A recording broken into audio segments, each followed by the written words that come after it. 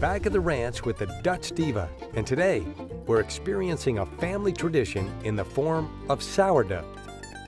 We're going to do something that is actually very historic in your family, right? Tell me about it. Yeah, absolutely. We're going to be working with sourdough starter. The sourdough start that we use has been passed down in Randy's family, in the Bell family, for over 140 years. So when you talk about the start, you're talking about the actual stuff that it's made from. Yeah, from the original yeast that started this whole process. 140 years ago. Yeah, it's been kept active. So it's built up, it's poured off, it's transferred to somebody else, but that basic start has still been kept active through the family. That sounds like a really great tradition. It is, and interestingly enough, it's passed down through the men in the family. And I'm one of the first women that's been allowed really to mess with the sourdough. A start is the primary ingredient in sourdough. The process dates back to early Egypt when fermented dough was used to leaven bread.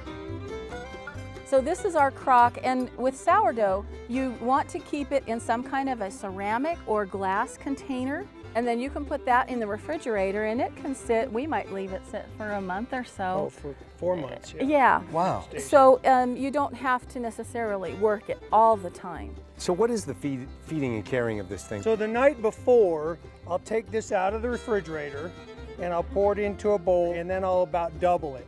So I'll put water and 4 parts of flour to 1 part sugar. And then I mix that up and I leave it on the countertop overnight.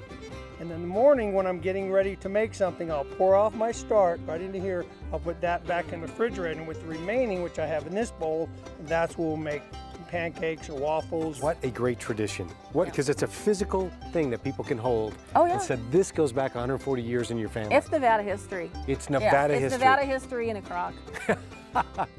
Before the widespread usage of baking soda, early American pioneers carried starts and used the fermented yeast to bake breads. Today, extra-aged starts are highly prized.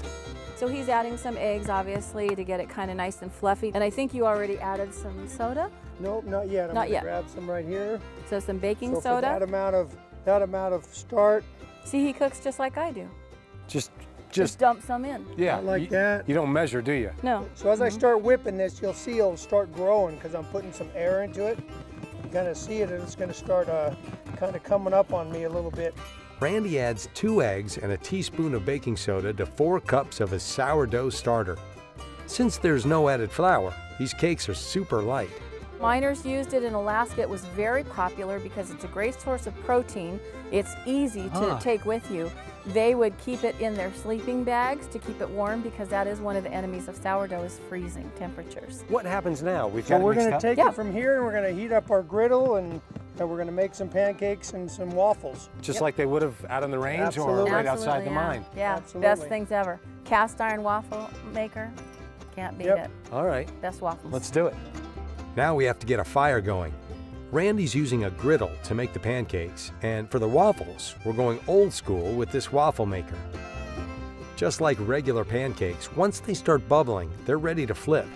And Terry's grandkids can't wait any longer. And there you go. That is Famous Bell sourdough. the famous Bell sourdough.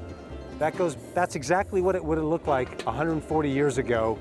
Would have tasted just as good back then. That is what you call a family tradition, Nevada style.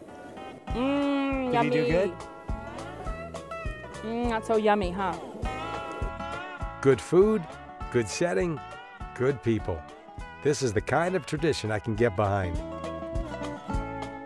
I thought that they were going to be heavier, like buckwheat, but they're not at all. They're light, they're fluffy, they're a little bit sweet.